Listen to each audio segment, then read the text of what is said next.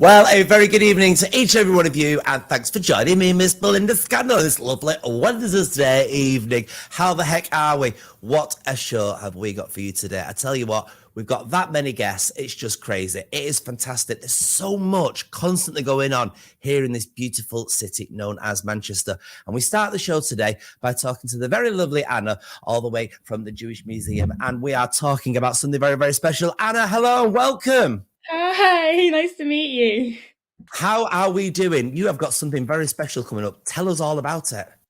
Thank you. So I've got a show coming on at the Jewish Museum called Going Deutsch, which is a comedy show all about trauma. But it is funny. It is a funny show, I promise. So tell us about the story within this then. So the show is based on my experience of getting a German passport, which I am entitled to get as the descendant of victims of Nazi persecution. And when Brexit happened, I was like, I need a way to get out of this. I need to know that I can stay, being able to live in Europe if I want to, that I can move around. And I discovered that I was entitled to a German passport. But when I went about applying for this, I discovered that lots of people in my family were not okay with me reclaiming that citizenship. So I decided to make a show about that conflict. And I realized that in this situation, Germany was like that really bad ex that I'm sure we've all had, who, they do terrible things to you, but they're also really attractive, and they come back and they offer you everything, and it just feels too good to be true. And in this show, I'm kind of trying to decide if it is too good to be true or if it's worth it. It sounds amazing. So what can we expect to see within the show then? What type of, is it a musical? Is it a play? What is it? It's a little bit of everything. So you get to be on my date. You're on my date with me. It's me and Germany, chewing things over, but I do a little bit of singing. There's a little bit of dancing. There's some pop culture references. There's some reimagining of songs that I think everyone will know really well, and then there's some descent into chaos. It sounds fantastic. Now, this is going to be on the 6th of November at the Jewish Museum. That is right, yeah. How do people go about getting tickets for that? So you can go onto the Jewish Museum website, and they have a program called Synagogue Nights, where you can click on there. Also on my website, which is annaclover.co.uk. It's in the synagogue, the show. It's absolutely beautiful building. It'll make it really special, I think. It is a gorgeous, gorgeous building. The first date of your UK tour, where'd you go after the Jewish Museum then? So I've been in London already, and then I'm doing the Jewish Museum, then I'm going to Wigan and Leicester, and then later on in next year I'm going to Birmingham and Havant, and then back in London again. It sounds fantastic. Everybody get behind this one. It's going to be amazing. I just love what the Jewish Museum are bringing us entertainment-wise and everything at the moment. It's just a beautiful place to go to. Thank you so much for your time today, Anna. Thank you so much. Thank you. Well, we are at that time of year where we look at something quite special and quite wonderful within Manchester. There seems to be a few ghosties and ghoulies. Now, normally I'm quite a fan of the ghoulies, but where are the ghosties? We sent our Oliver Mortimer to find out where. Ed Sheeran, he's a lovely guy and he's singing. I really hope you can't hear him, otherwise we'll get copyright. Hello, yeah, back, thank you. The sun's in my eyes. Manchester.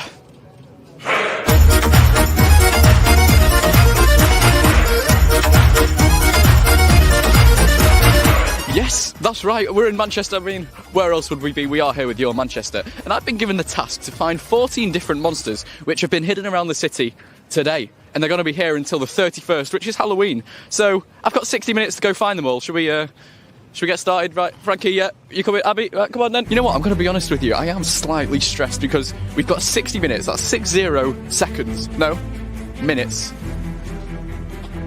We're not here to do maths, we're here for the Halloween monsters in the city. And there is going to be several different events going on around Manchester, all the way from now until the 31st of October.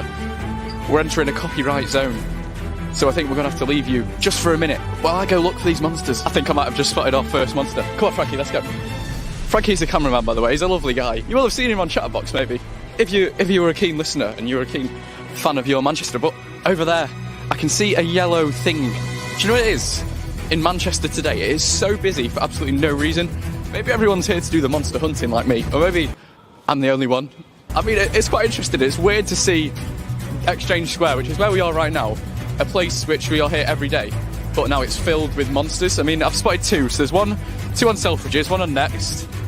Oh my God, there's another one up there. We found three. We are currently in Exchange Square, which some might argue is the very centre of Manchester, which is maybe why we found 3 monsters already in Exchange Square. We've got less than 50 minutes to go now to find all of these monsters. And I've seen, I don't think it counts, but there's pumpkins everywhere on the trees. I don't know how Andy Burnham and all these Manchester people have the budget for it. I mean, we were planning on going to the Printworks, and we are in just a minute's time. However, I've spotted another monster. The 4th monster of today. It's over there. It's near Skate Manchester, which is just outside the Printworks. Yes, 48 minutes to go, more monsters to find. Let's go, Frankie, let's go. Into the Printworks. We did have a little bit of a diversion, but we're back on track now. Come on, let's go. Ooh. Okay, let's not do that. Bingo balls. Well, must say I've never been there. Do I intend to go there? Absolutely not. But maybe one day in the future. Am I giving free advertising? I don't want to do that. Okay, so as you know, we are in the Printworks, and I can't see any monsters here this year, which is quite interesting because last year I think there were 2 in the Printworks, based off my inside knowledge because I know my stuff. But clearly I don't this year because there's none here. And how long have we got now, Frankie? I'm really stressed out about the time. 45 minutes, so we wasted 3 minutes in here. Is that because you've been getting your B-roll again?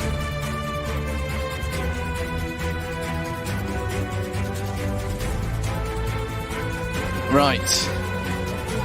Manchester. You see, if this told me where the monsters were, then I could just cheat and I would have a great life, but I don't know where they are. We found 4. So, right. Okay. New Cathedral Street, and I've just spotted our 5th out of 14 different monsters. 5! Quick maths. Got 9 monsters to go. Which means, you know, I think we might have to start speed walking, doing some running towards the end of this. Are you ready to get your cardio in, Frankie? This is exactly what we're doing, the 29th to the 30th. It's just ruined my segment. I'm seeing Christmas decorations. We're here for Halloween. Where's the Halloween decoration? Oh, it's a power. Monsters in the city. I can't see any. By the end of this 10 minutes, we should have 15 minutes left, and by that 15 minutes, we should have found 3 more monsters, which means, in total, we should have found 8. Which still means we've got 6 to go. This is the turning point.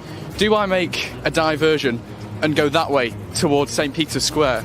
Do we go that way towards the Museum of Science and Industry? Or do we go that way back towards the cathedral? But we've been that way. That way will probably take us another 10 minutes. We've only got 23. No, we've got less than that. How long have we got? He doesn't even know. He doesn't even know anymore. We've not got time for this. So I'm thinking we'll go that way, head down Canal Street, see if there's any there, and then see what we get from there. Let's go. We've got less than 10 minutes now, and I'm sat here because I thought, taking us down Deansgate, we'd find 1. Manchester Central, we'd find 1. We've not. There's none. There's absolutely none in Manchester Central, in Deansgate, which are some of the most iconic places in Manchester. What are you doing? Where are they? We've got like 9 more to find. We've only found 5. There's 14. Let's keep going. I'm not having this. I'm starting to get really stressed out because there's nothing. There's nothing. Where are these? There's monsters in the city. I'm finding no monsters in the city. I found Christmas decorations. I found an ice skating rink. I found no monsters. And now the sun blinded me. I'm going to get really sick of it. God, you're Manchester. There's no Manchester in this place. What? Where is Manchester? Right. The city centre. We've been to the city centre. We've been to Manchester Central. We've been to Deansgate. There's none. This is false advertising. Ugh. Canal Street. We've got 5 minutes to go. We're just got to cross the road. Come on, let's cross. Right. Oxford Road. There should be one on Oxford Road. If there's not, then I'm having words with Burnham. Personally. In the jungle, the mighty jungle, the lions sleep tonight. Yes, going near the palace now for the Lion King, which means that we are nearly. I just made eye contact as well. It's a bit weird. We are nearly. Oh, some buses. We're nearly at Canal Street. Canal Street is that way, isn't it? Canal Street. That's where we're off to. If we find a monster here in this last 1 minute and 30 seconds, then I think my day will be made. I think I can forgive this city for this event and not putting any monsters where my head thought there'd be monsters. 60 seconds left now. 60 seconds to find these monsters. Canal Street. We've arrived. Got to wait for the cars. 60 seconds to find these monsters. Right, 45 seconds, going less now. Abby, what's the timer? 30, oh God, 30 seconds, right. Okay, that's it, come on. Oh my God, don't run that fast. I'm not capable. Where's the monsters? Is there just none left? There's none. We've got 20 seconds. Where are the monsters? What? No, you joking? You're actually joking? Come here. Come here now. Come here. You're joking me. Look at that. Look. You're joking? You're joking? We spent 40 minutes of this challenge running around the centre of Manchester, down Deansgate, down St Peter's Square, down Oxford Road, near the Science and Industry Museum, for us to find a monster in the last 10 seconds, and you not even count it. Frankie, do you not want to be like the spirit of Halloween? That is the spirit of Halloween. You're being nasty, like the Halloween monsters. Oh, yeah. We don't need to do that anymore. You're twisting me like that, right? We found the final monster. I don't even know what the time was now because he stopped running over there. He was over there. He stopped. I would give up. The microphone is going down. I've done. The count. Done. But to be honest, it was a good event. So until the 31st of October, I would suggest that you go and have a look in the city. See if you can beat my challenge. I found 5 monsters. Almost 6 because you, Frankie, behind the camera, stopping me from finding these monsters. But I found 5 in 60 minutes out of 14. It's not too bad. It's awful. Can you do any better? Well, tag us, your MCR, on Facebook, Instagram, Twitter, all of the, the associated social medias, and let us know if you did any better than me. Yeah, right. You're still filming me, but I'm seriously just absolutely shattered. I'm just going to lie down now. You can stop. Oh, I'm crushing technology. Now we welcome back a marvellous actor who's doing wonders with this fantastic film, and it's a film that we got behind a few months ago, and it's one that we still feel passionate about. But it's more than that, as Tom Pryor, now joining us, explains. Welcome to the show, Tom. Hi. How are you? Now, listen, this film, how's it been going for you? What's the success been with this film? Well, overall, the success has been really strong in terms of the audience experience. I've been really moved by getting so many incredible messages about how the film has dramatically impacted people's lives and how much they've enjoyed the performances. But from a financial point of view, it's been really difficult actually taking the film out post-pandemic and in a very changed world of that of independent cinema than before. Yeah. Now, for those of the people that don't know what this film is about, we're talking about Firebird. Now, it's just the most beautiful story, but perhaps tell us a bit more about the story and how it came to be. Well, it's a love story set in the Soviet Air Force at the height of the Cold War. And it follows the character which I play, Sergei, and it's in his final months of him completing his military conscription. And he falls in love with a fighter pilot, and they really basically struggle to be together. And at the time, it was punishable by 5 years in a hard labor camp to be in a same-sex relationship or even to have same-sex relations. So it's a labor of love in terms of a film that also myself and Peter Rebane, my co-writer and the director of the film, have been putting together for a number of years. And it's been a real honor because we got to meet Sergei Fetisov, the real actor who wrote the memoir of his life and his time in this Air Force base. And he sadly passed away in 2017. And the real core of the two things which we said to him that we were going to do was we were going to make the film, and we were also going to publish his book in English. I mean, it's beautiful and it's fantastic. I had the pleasure of watching it. I had the link sent from somewhere and I watched it not just once, but twice, just because it's beautiful, but it's also a big pat on the back to where we are now, although we're perhaps not where we want to be, with the way that things are with the LGBT world. But I mean, if people saw this, they'd realize how far we've come. I mean, how far we've come, certainly in England and in US and many European countries, but unfortunately, the plight is continuing in Russia, and actually, if anything, it's getting worse.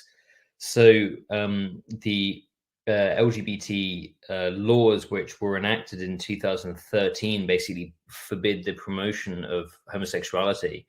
But that's a very interpretive law, which means that it goes so much more beyond that. Initially, it was enforced to protect children against this type of content, but now it's used sort of like to even take children away from parents, like same-sex parents. And we know many people who have been in Russia and who have now fled because of this escalating humanitarian crisis, really, against the LGBT community there. It's heartbreaking. Now, you're doing a Kickstarter, a fundraiser. What's that for? What's the intention behind that? Well, we decided to launch a Kickstarter because initially the plan had been to publish the book with the profits from the film. Now, unfortunately, the film hasn't been profitable yet. We have some way to go. But we still really wanted to honor what we promised Sergei that we would do. And so we launched the campaign. It was about 2 weeks ago, or actually, no, it may be even less than that. We may even be about 10, 11 days in. And it was to fund the publishing of the book, to basically get it translated really strongly, really clearly. We had a very a kind of early stage campaign done when we were developing the film to get a translation done, but now a very rigorous one is being done so that you can read Sergei's words in his original format. And I'm astounded to say that we've actually already hit the goal and gone way over it. But there is still like a long way to go, actually, with what we now want to do next.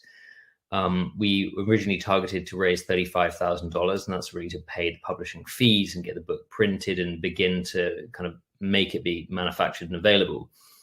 Now, we learned on a live Zoom, a live Instagram conversation with the two people who head up the only LGBT film festival in Russia.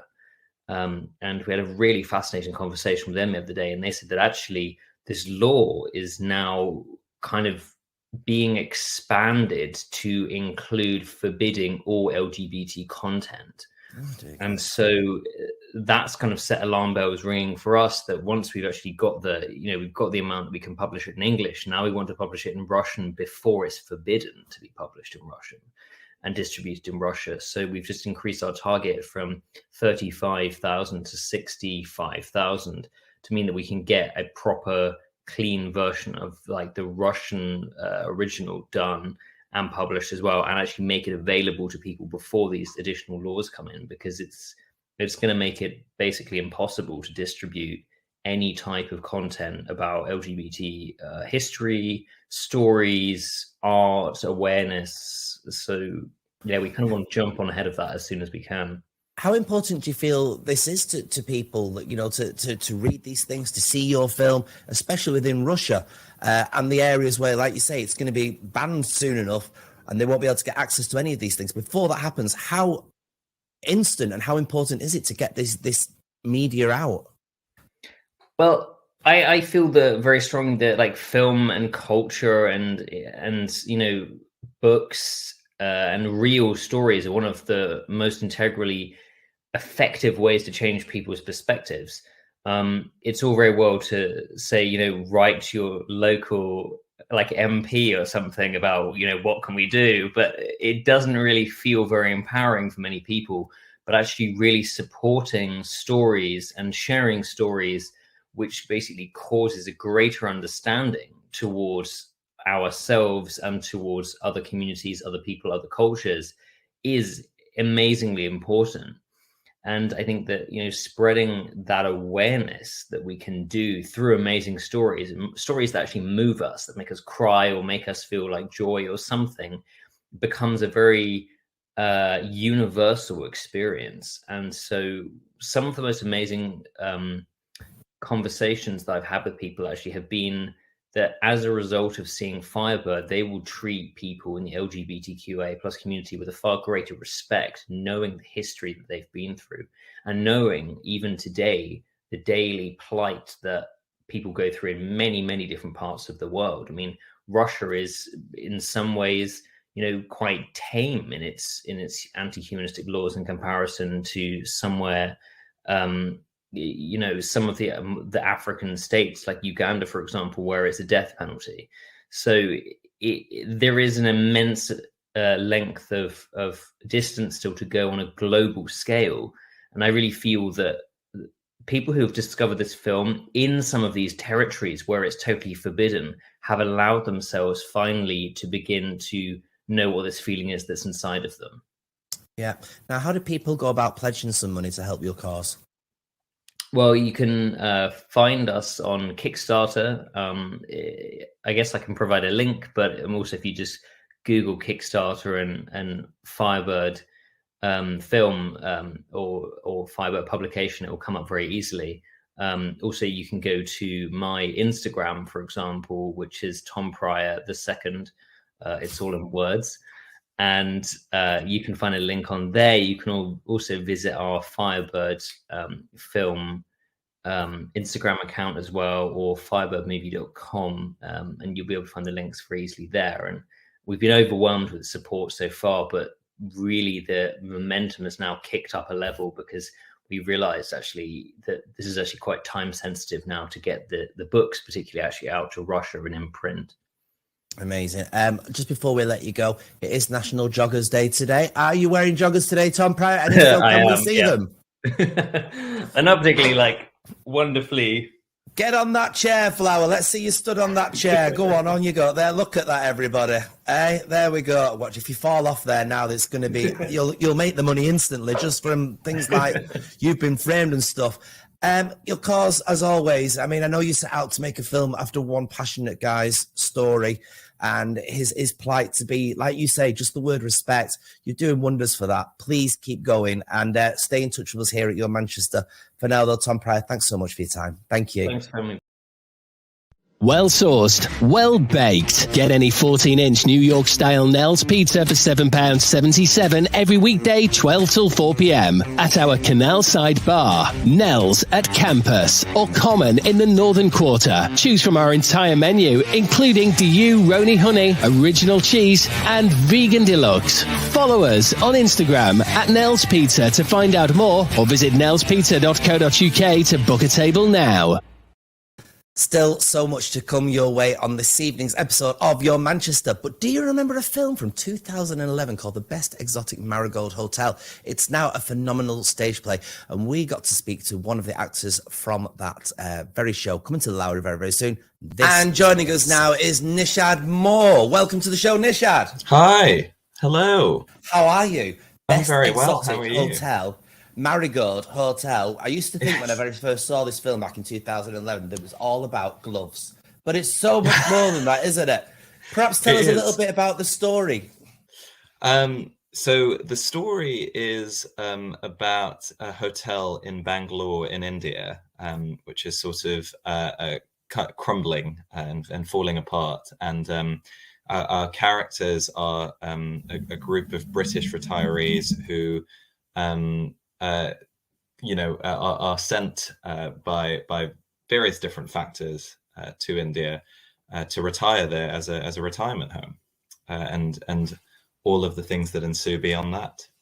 And your character is central to this. Tell us a bit about your character. Sure. So my character is Sunny, who is one of the people who work at the hotel and is actually the son of the hotel owner. So my character's mother owns the hotel and has run the hotel for a long time, and it's actually my character's idea to turn it into a retirement home for British retirees. I mean, it's got everything, hasn't it? It's got It's got romance. It's got interest. It's also a very important story that I don't think perhaps is told enough about people's age and how they can still live even though they're of a certain age. I couldn't agree more. I think one of the most special things about this show, and you know, is that we get to see a group of people who are often not represented in media or on stage, being seen as, you know, fully formed characters and people with lives, you know, beyond their age. And as you said, you know, there's romance, there's a lot of comedy, there's a bit of drama, there are some sad moments, some light moments, and it's really a fun time overall. But why has this done so well then, from its original conception as a film to now being on the stage? Why? That's a good question. I think I think first of all it's got to do with the fact that it's a story about people we all know. I think we've all got grandparents or relatives in our lives. You know, some of us might be entering new stages of our lives ourselves. And it's really easy to relate to this story. And, you know, it asks the question of what will happen, what happens to us as we move on through our lives. And I also think, you know, it's a really interesting setting, isn't it? It's the culture shock between these Indian characters in India who are now hosting these older British characters who you know are not really adequately fitting in all the time, and I think that leads to a lot of drama, a lot of comedy. Now, you mentioned the Indian influence within this then. Obviously, on the film, it was full of exactly what India is all about. How do we get that onto the stage within the Lowry? Yeah, well, we have a fantastic design team on this show. We've had a really, you know, they've put in an amazing amount of work. And the set and the lighting and the costumes and the props, the whole design, all of the creative elements are absolutely fantastic. So I think that does a lot of the work for us in terms of putting us in the place where we want to be. And it's been really interesting as it's getting colder outside to still feel the heat of the Indian weather on stage. So that's a huge part of it. We've also got beautiful sound design, which really helps with the atmosphere and building that environment. And of course, we've got original score in this show as well. So you know, lots of Indian influenced music, but mixed with more Western influences that might sound familiar to us as well. So I think we do a great job at building that world and really putting our audience there. And of course, it's completed with a fantastic cast, of course, including yourself, but some major names that have done so much theatre, so much television. Perhaps talk about them for a little bit. Oh, I mean, working with this cast has just been such a dream. I mean, for someone like myself, where, you know, I'm still at the early stages of my career, to be able to share the stage with some of them, you know, we have Hayley Mills, Rula Lenska, Paul Nicholas, and so many others. And, you know, even it's not just the onstage experiences that we're having, but also the offstage, you know, just getting to spend rehearsal with them, you know, our time backstage in the green room, things like that. We're all a really a close company. We have gelled together really well, and we have so much fun putting on the show. So I think, of course, you know, we are putting our best work out there, but it's just so much fun to do the show, you know, every night, sometimes twice a day. We all have such a great time. Now, does this feature stuff from the second film that wasn't perhaps as successful as the first one? Well, so the films were actually based on a book called These Foolish Things, which came out quite some time ago, and the play, I would say, is actually closer to the book than to the film itself. So for anyone who may be familiar with the book or who may not be, I would recommend it. You know, and I think it's obviously the book, I think, goes further than the film does, and we try to do justice to that in the play. Well, we cannot wait for this. It's going to be fantastic. It's going to be vibrant. It's going to be colourful. And it's got these fantastic actors that are just going to deliver this fantastic story. It's from the 8th to the 12th of November.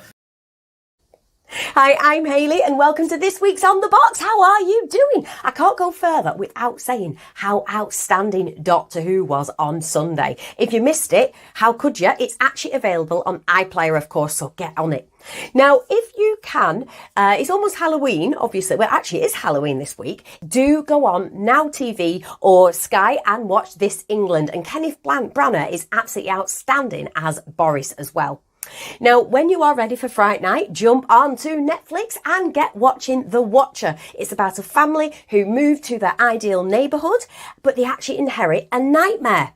Oh, and if you did start to watch Hellcats after my recommendation last week, Ali and AJ from the show are currently touring and they will be in Manchester on the 3rd of November at the Ritz. Also, November isn't just about bonfire night, is it? It's also, I'm a celebrity, get me out of here! And Ant and Dec are back on our screens on the 6th of November. I can confirm it is the 6th of November, and they are back in Australia. Woo! Now, rumoured to be competing this time is Mike Tyndall. He would actually be the first member of the royal family if he does compete. Also, Danny Dyer, Tom Daly, the wonderful diver, Charlene White of Loose Women, the lovely Sue Cleaver of Corrie, and also Boy George and Natalie Cassidy. So let's see if any of those come to fruition. Now that's it from me. I shall catch you next time. Have a wonderful Halloween. And things just get better for them. Joining us now are the two owners of Hope Mill. This is, of course, Joe and Will. Welcome to the show. Hi, everyone. Thank you for having us. You are going from strength to strength to strength. What is the secret? And I want to get into this, the secret ingredient that Hope Mill seems to have imposed upon the theatre community. I guess if we knew that, we'd be letting our secret away. No, I don't actually. I'll be honest with you. I think Will and I thank our lucky stars every day and don't think, could never imagine 7 years on that we would be where we are. I think that anyone that knows us knows that we don't stop. We work very hard. We're constantly coming up with new ideas. We're constantly being very ambitious with regards to how we run the venue, how we can grow it, the kind of shows that we produce. And, you know, we're surrounded by a great group of people that I think support our vision and believe in our vision as much as we do, which really helps. And, you know, we've had the pleasure and honour to work with some of the most exciting people in the, the industry, the theatre industry, and they want to come and work at Hope Mill. And again, you know, we are so grateful and thank our lucky stars that we've built up a name for Hope Mill that means that those types of people and performers and creatives want to come and make work here. So you mentioned the word vision there. What was the original vision and how does it differ to where you are now? Gosh, I guess the original vision was to make good work in a found space, which Hope Mill is. It was originally a cotton mill, and then it's been all sorts of variations over the years, and previously storage to it becoming a theatre. I think it was to make good work for everyone. That kind of was the vision. We wanted to have very diverse audiences that come for various different projects and then take a risk on new work and things like that once we'd sort of gotten through the door and sort of given them the confidence that we know how to put on a show. And I think there's nothing more special than seeing a show in an intimate setting, and especially like a historical Mancunian building. It has so much charm, the building alone. And we really do welcome our audiences. And that's the thing, I think, where the vision's changed, is we want to continue to push boundaries, be more and more ambitious, but ultimately the sort of the heart and the essence of where we started is exactly the same. We just want the next one to be bigger and better. And, you know, that makes it difficult for us, but I think that's what makes it quite exciting year after year. And I mean, it is exciting because you've got 150, 175 seats in there, but you're not churning out what should be in a venue of that size. You are churning out full-scale productions, such as which is Cinderella, that's coming our way. Now, tell us this has not been done in this area ever before, has it? No, so this is the classic Rodgers and Hammerstein Cinderella. It was for TV. It was the first time that the duo wrote a piece that went straight to TV in 1957, very famously starring Julie Andrews in the title role. And it's gone through lots of different versions throughout the years. The version that we fell in love with and why we fell in love with the show in the 90s was the Whitney Houston and the Brandy version that Disney, again, straight to video, if anybody remembers those videos. And again, we remember that from our childhood. And then when we were looking at a show that we could work creatively on together, because we've never actually worked together on a show at Hope Mill over the 7 years, it felt like that was the one that really was drawing us together and wanting to make that. And this particular version is the 2013 Broadway version. So it is your classic Rodgers and Hammerstein, but it has a new book, a brilliant new book by Douglas Carter Bean, who recently wrote the adaptation for Sister Act that opened at the Palace. He also wrote the film To Wong Fu, if anybody remembers that. So it's very camp, it's very funny, it's very current, actually, not to get political, but I think if you come and see it, you'll feel little touch points that you think, oh, that hits close to home.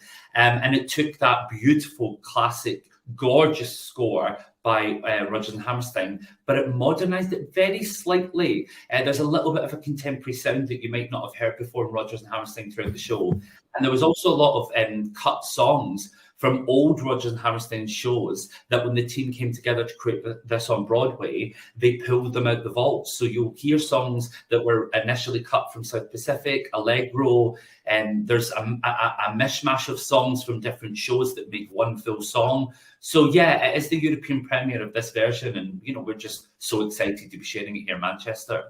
So what are we going to see on the stage then? What is the vision? A lot of people, I'm sure, will be thinking, again, it's 150 seats, it's 175 seats, it's going to be reduced down. But already you've mentioned that you're putting stuff in that wasn't in the shows that you're now putting back in there. So it's going to be a big show, is it? How do we actually get to see it on the stage? What do we see on stage?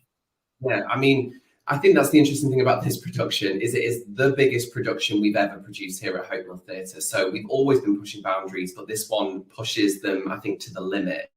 And we're using different technologies that we've never, ever had before in the venue. I don't want to give too much away because obviously so much of it is the sort of the magic of the space. We have had things like projection used in previous shows, but there is a lot more projection and video design in this particular production because, of course, there's so many magical elements that what we want our audiences to expect is that although we're a small venue, the ambition and the production for this show is in no way small. You're seeing Broadway production values in a shoebox of a theatre. So you're even closer to the magic.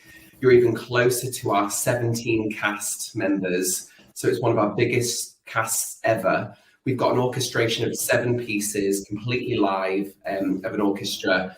And we're using various different technologies, costumes, beautiful sets, epic choreography numbers, puppetry. There's things in this show that we've never even played around with before. So we really are throwing everything and the kitchen sink at it in order to best serve this show, this production at this time. So no one feels like we've sort of gone, oh, because we're small, we can't do it. But then again, the beauty of being intimate is that you can have all of that, but we are able to strip it back. Yeah. We have to be more creative with the show. So yes, we can have massive production values, but there's a real heart and intimacy there, and a connection with the piece that I guess you just don't get on a large scale. So yeah, we're really excited about sharing this. It's a really special show. People are calling Hope Mill the creative hub in Manchester. Is that a fair comment? That's lovely to hear. We'll take that. That's very, I think we can all agree, Manchester is thriving. And that's one of the reasons why we wanted to open Hope Mill in the first place, we moved here, we fell in love with the city, the creativity in the city, and we want to be part of it. And I think that, you know, the city's embraced us, and all other venues that we look up to and we respect, and, you know, they've embraced us, and, you know, they say and make lovely things about us. And so, yeah, we, you know, it does feel like a big pat on the back that we've been so taken in by the theatre community and the arts community in Manchester, and we don't take that for granted at all. Now, this starts then on the 1st of November. Are you ready for it? We will be. I don't know. We're going to need like I'm going to 6 weeks off. But yeah, exactly. We will be ready. We have an incredible team we've ever worked with working on this show. I think it's something like 70 people are working on and off stage to make Cinderella happen. And I think it's certainly not going to be one to miss. And it's only on for 6 weeks. So come and see it. And don't think, can I just add as well, for people watching, please don't be mistaken that this is some sort of family twee show. It is not at all. It really is for everyone. It is for families, but I promise you there is a lot of great humour in there and characters in there that I just know that everyone will enjoy this piece. I think from my point of view, if anybody's, as somebody that's seen so many of your productions, if anybody wants to go and see a production, this is the time to do it. It's, by all accounts, going to be immense, fantastic and phenomenal with a great production team behind it. Thank you for now, Joe and Will. Have a fantastic run. Thank you. Now this week we're going to have sunny spells, blustery showers. It's going to be exceptionally warm for this time of year. Temperatures are average. Let's check out this week's weather details. Thursday is looking sunny, cloudy with rain, with the temperatures of 18 degrees Celsius. Friday, sunny, cloudy with rain, with the temperatures of 17 degrees Celsius. And as we go into the Halloween weekend right now, Saturday is looking sunny, cloudy with rain, with the temperatures of 19 degrees Celsius. And Sunday is looking the best day, cloudy with the temperatures of 18 degrees Celsius.